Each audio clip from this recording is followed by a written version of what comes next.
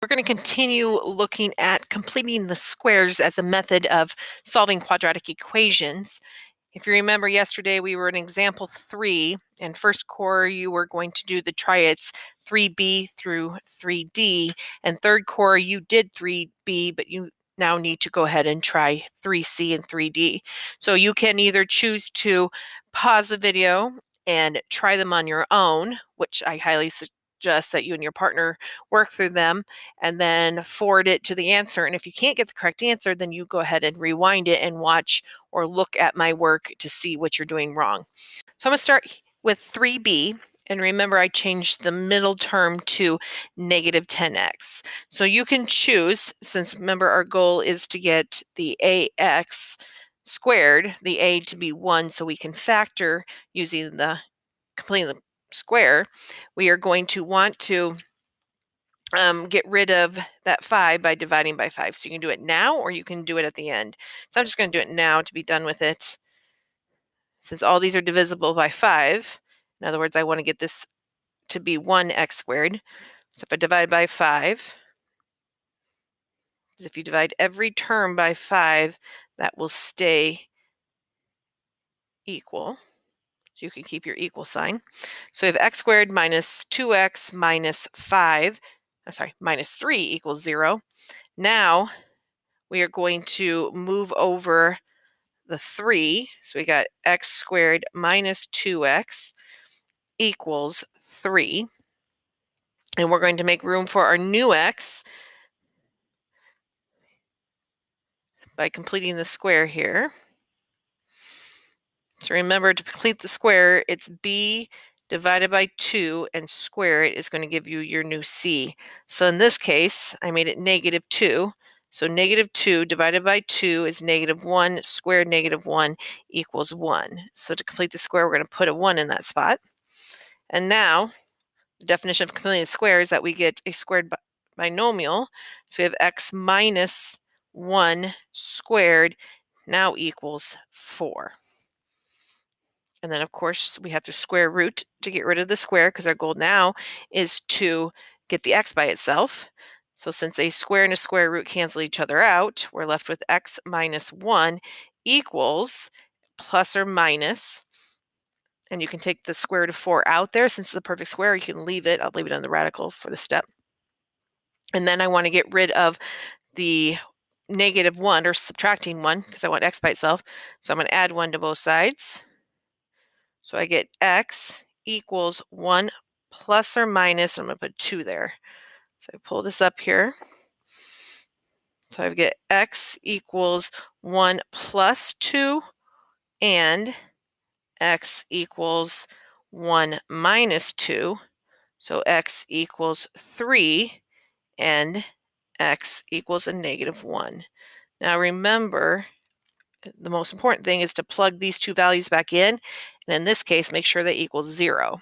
So check 5 times 3 squared minus 10 times 3 minus 15, and make sure that equals 0. And do the same thing with negative 1. 5 times negative 1 squared minus 10 times negative 1 minus 15 better equal 0. Going on to 3c. If you look carefully, we could divide this all by 2. I think I might move the c over first so I'm not dividing as many terms. So I'm going to move this c over to the other side because I can't factor it the way it is. So I get 2x squared minus 10x equals 28. And now I'm going to divide by that 2. So I have my 1x squared. So 2x squared divided by 2 is that 1x squared I was looking for. Negative 10x divided by 2 is negative 5x. And now it equals 14. So now we're going to complete the square because we need a new c value that's factorable. So I'm going to put it right here. I put it in a box to remind me I'm doing complete the square. So the it would be b, which is negative 5, divided by 2, which is negative 2.5, and square that gives you 6.25. Let's see if I can squeeze that in here, 6.25. Now we're ready to go ahead and make it a square of binomial. So it'd be x minus 2.5, because that's what we would multiply to get that 6.25. And that is going to equal, if I add these two together, 20.25. Now our goal is to start, I'm going to erase that, make it look better here. 2.5. Now our goal is to try to get x by itself. So we're going to square root both sides. So we have a square and a square root. That cancels out, so we get x minus 2.5 equals plus or minus the square root of 20.25, or 20 and 25 hundredths. I'm going to pull that up here. I'm going to add 2.5 to both sides. Change colors here. Go with that one. So our new equation we're looking at is x equals 2.5 plus or minus the square root of 20.25. Now I haven't checked. We're going to check that's perfect square. If you put in your calculator, it is. So technically you have 2.5 plus or minus, and that perfect square is 4.5. So if you separate it, it'd be x equals 2.5 plus 4.5, and x equals 2.5 minus 4.5. On this side, we get x equals 7. And on this side, we would get 2.5 minus 4.5 would be a negative 2.5. And again, if I was, oh, I'm sorry, that should be negative 2. See, if I would have checked it, I would have known. And I did, when I did it the first time, put both those back in. Make sure you put it back into the original, because if somewhere along this way you did not do the math right, the original should work. So I plugged it back in and make sure it equals 8 for both those solutions. Next problem here. So I'm going to, because 6 is not divisible by 3, I'm going to add the 26 to both sides to see if it is easier to divide by. Because I need a new c here. So I have 3x squared plus 18x equals, that would be 21. Now I'm divisible by 3. So I'm going to divide everything by 3. So I get x squared plus 6x equals 7. So now we're going to complete the square. On this step, I'm going to look at this b. So this b is 6. If I divide it by 2 is 3. And if I square it is 9. So I'm going to add 9 to both sides. So the new binomial here is x plus 3 squared equals, and 7 plus 9 is 16.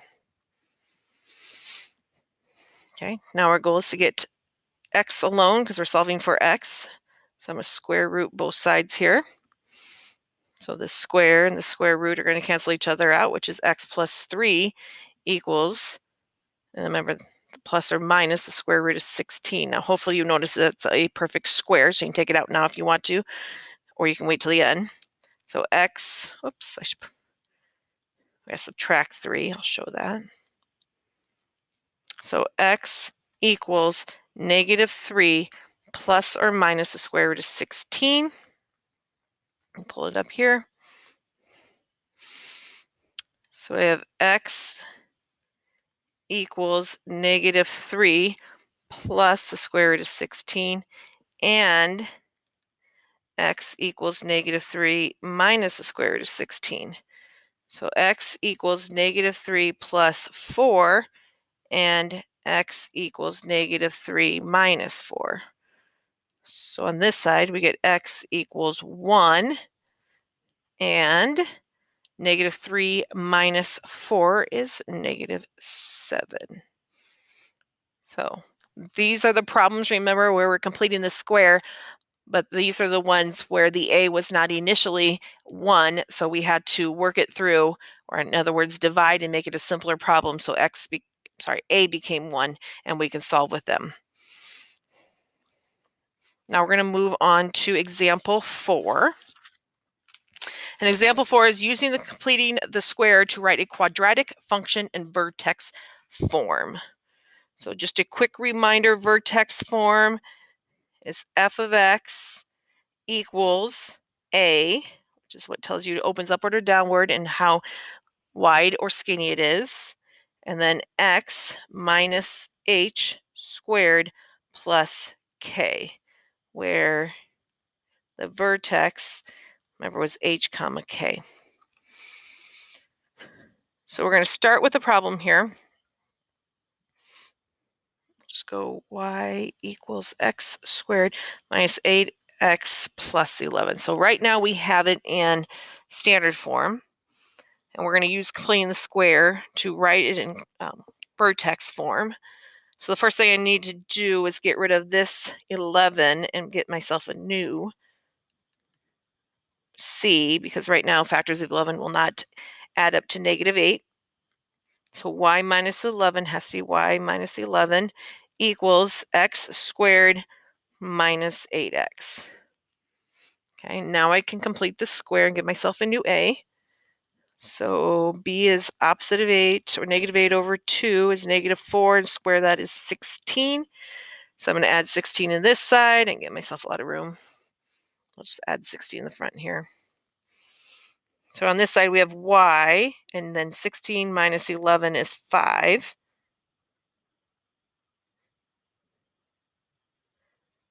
And on this side, we can make our square binomial, so it'd be x minus 4 squared. And now we get to work to solving. So we're going to square root both sides. No. I apologize. Let's move that backwards here. I forgot we're not solving for x. We're just putting this in vertex form. So if we look at it, that goes back.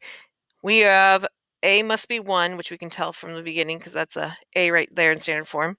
And then we have the x minus 4 squared. The only thing we need now is the plus k. So if we look at this, if I subtract 5 from this side to get y by itself again, so it looks like f of x. So you can change it to f of x or y here.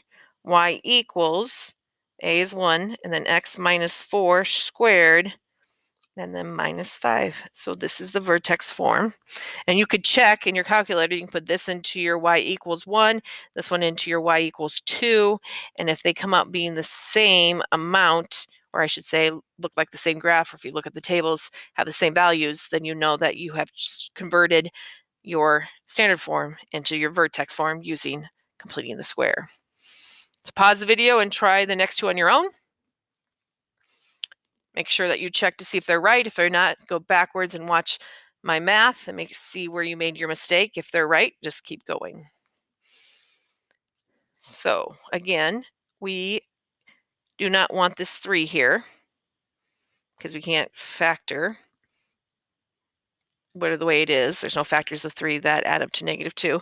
So I'm going to move this 3 off of this side, and I'm going to end up with y minus 3 equals x squared minus 2x. And now I can complete the square by giving myself a new value. We'll just add it to this side here. So so it'd be negative 2 divided by 2 is negative 1 squared is 1. So we're going to add 1 to both sides. So on this side we get y minus 2 equals, and we're going to put this into the binomial, and we're going to square it. So x minus 1 squared. And then again, we're just putting this in vertex form when we're not actually solving for a variable because there's 2 variables. So I need this y by itself, so I'm going to add 2 to both sides. And I get y equals, and the a is 1, I can see it there. So it'd be x minus 1 squared plus 2. And that's the same thing as vertex form. Put it quickly in vertex form. Okay, the last one here. So there's no factors of 25 that equal 6. So I'm going to get rid of the 25 off of this side and subtract it from the left side. So I get y minus 25 equals x squared plus 6x. So now I can add a perfect square to both sides. So I can make a perfect square trinomial here. So half of 6 is 3, squared is 9. So I'm going to add 9 to this side, add 9 to this side. I get y minus 16 equals, we'll put it into your binomial, so x plus 3 squared. And then maybe your goal, or remember your goal is to add 16 to both sides, because we want it to look like vertex form, this form right here. So we have y by itself, or f of x, equals, the a is 1, so we don't have to worry about that. And then we have x plus 3 in parentheses. We're going to square that and then add the 16 at the end. And of course, you can change this y to f of x. We'll write it again, so you don't have to have the y there. Oh, hold on. Yeah, that's right. Questions? Okay, last one. Write vertex form when a does not equal 1. So we're going to look at a storyline here. So read the storyline to yourself. Astronauts trained for flying in zero gravity using a special plane that flies in parabolic arches. The graph shows approximately the altitude A in meters of the plane in relation to time t in seconds during a training session. What is the maximum altitude reached by a plane? What time does the plane reach its maximum? So it sounds like I'm looking for a vertex. So I'm going to put it in vertex form, and it'll be easy to find my vertex there.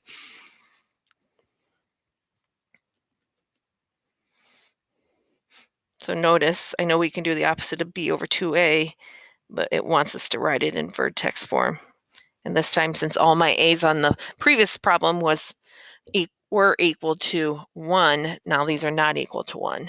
So my equation is a equals negative 5t squared, which I found down here, plus 80t, so the velocity must be 80, plus 9,000 meters. All right, so we're going to get rid of this 90 on this side. So I'm going to take 9,000 off of both sides, because I need a new c.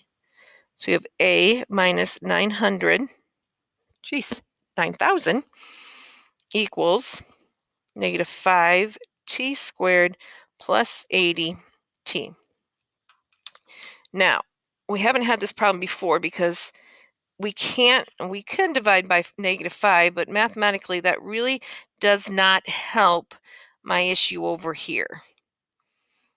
Okay, because if I divide a by 5, it'd be 1/5 5, and then I'm going to 1/5 a, and then I'm going to have to multiply by 5 again, and so I'm kind of back into that same boat. So I'm going to, plus I know the a is going to be negative 5. I'm going to pull out the greatest common factor. So it looks like a times x minus h squared. So if I pull the greatest common factor off of just this side, I'm not doing it to both sides, I'm just rearranging here. And then 80 divided by 5 is negative 16t. Now I can complete the square a little bit better, because you can't complete the square until this number is 1. So we have a minus 9,000, I said it right that time, equals negative 5 times t squared minus 16t plus my new value here. So if we look at this, negative 16 divided by 2 is 8. Square 8 is 64, so I'm going to add 64 to this side. Now, here's the deal. If this is 64 inside the parentheses, but mathematically, to keep it equal, it's really -5 times 64, because adding 64 over here would not be equivalent, because if I think about this, that -5 has effect of that 64. So over here, when I do this, I have to add a -5 times 64. So if I take -9,000 plus -5 times 64, I get A minus 9,320. And that equals -5, which is a good sign because I know that's what my A needs to be. And then T plus 8. We'll back up. That should be minus because that value right there is subtraction. Minus 8 squared. And again, if you're struggling from going here to here, remember this value right here is just B divided by 2 before you square it. Okay, I need to get the A by itself. So I'm going to add that 9,320 to both sides. So my final equation is A in vertex form equals -5, which is a good sign because I know that was what my A has to be, T minus 8 squared plus 9,320. So if I evaluate this right here, this means this is my vertex. All right, that's the vertex, remember, is 8, because that's your H value, and your K value is 9,320. So if I look up here, remember that's my X, which is your seconds, and my Y, which is meters. So the maximum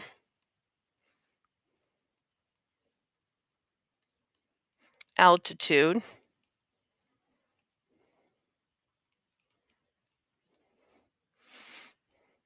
of the plane that they're training in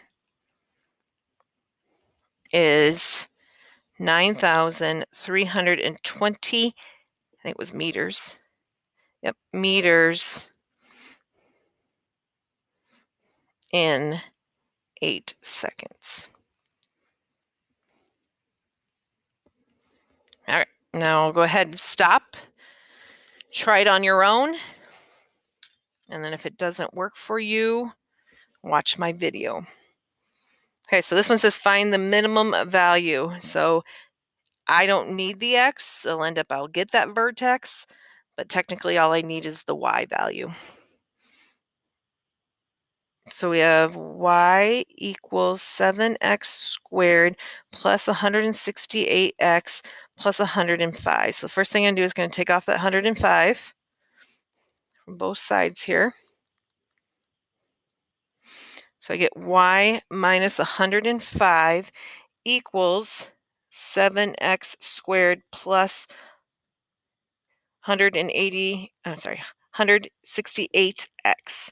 Now we're going to do what we did before because I need this to have a value of 1 to complete the square. So I'm going to factor out a 7, hopefully. So if I take 168 and I divide it by 7, I'm going to get 24 x's.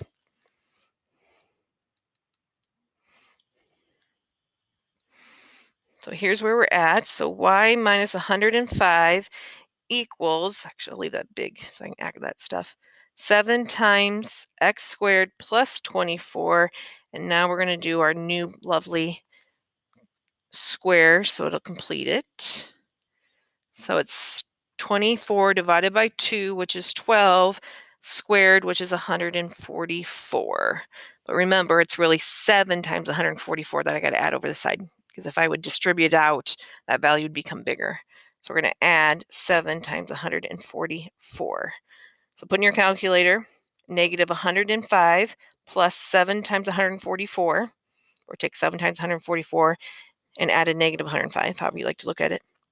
Y plus 903, so you should get 903 out of that, equals 7, and then your binomial would be x plus 12 squared. Again, remember how to get this is just do the b over 2.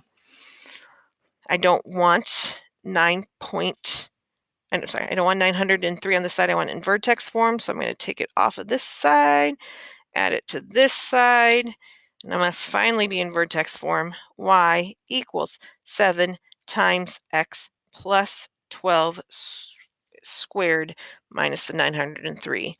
So the minimum, which is your vertex, happened at negative 12, because I remember it's x minus, but to get positive, you'd have to be negative 12, and then negative 903. So the minimum value is, let's just put the vertex in there, is negative 12, negative 903. I think they only want this answer, but it's nice to see both the vertex. Okay, one more try it, and then this lesson is done and you can work on your Math-Excel. So it says, John is standing at the balcony looking over a lake and throws a rock up in the air. The height of the rock in feet, represented by the function h of t, equals negative 16 t squared plus 32t plus 5. Use vertex form of the quadratic function to determine the maximum height the rock reaches. So we're going to start with their equation. That was given. So we got negative 16, the pull on Earth gravity. 32 is the velocity. 5 is where it started, or where he threw the rock. So I'm going to take away that 5 on both sides. Actually, let's make this easier. Let's just make this h so we don't have to do h of t. Otherwise, I have 2 variables to keep track of. So I'm going to take away that 5 on both sides. So I get h minus 5 equals negative 16t squared plus 32t.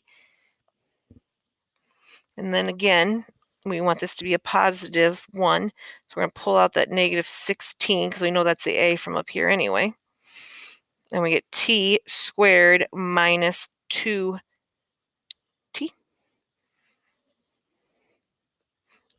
Actually, let's complete the square on this step. So I'm running out of room here. So let's complete the square so we can factor. So negative 2 divided by 2 is negative 1. Squared is 1. So I'm going to add 1 to both sides. Remember, though, this side is negative 16 times 1. Negative 16 times 1. So I could just done negative 16. So negative 5 minus negative 16 is negative 21 equals negative 16. And then your binomial would be t minus 1 and squared. And then we want h by itself. So we're going to add 21 to both sides. And your equation, finally, in vertex form is h equals negative 16 times t minus 1 squared plus 21. So your vertex is at negative 121, so it reaches its maximum height at 21.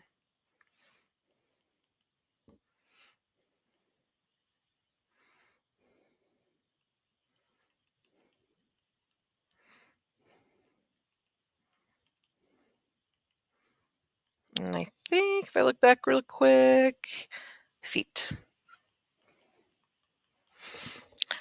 Go ahead and email me if you're confused on any of those problems, but hopefully that video helped you and you're able to be successful through your Math-Excel. Remember, Math-Excel is due Monday and your quiz is also on Monday. Have a great rest of your day.